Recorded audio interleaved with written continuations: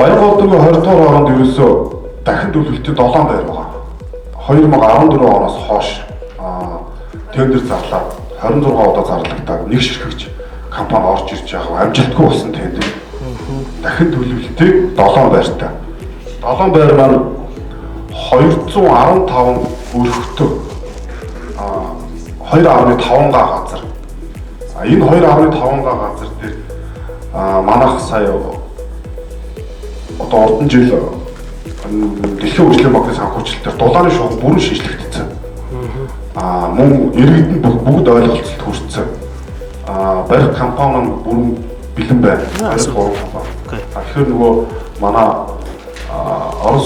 Улаанбаатар Орос суучлал компаниас яах нурах зардалч гэдэг юм эсвэл нөгөө гэрээ контрактт ийм дээр хамтарч ажиллаж байраа солиод ийм ажил дээр хамтарч ажиллаж байгаа. Би ерөөсө бүрэн боломжтой төслийг хэрэгжүүлэх бүрэн боломжтой ийм хороо байна. Тэгээд даруйхан өнөөдөр баг тань төлөвлөөд бичих юм.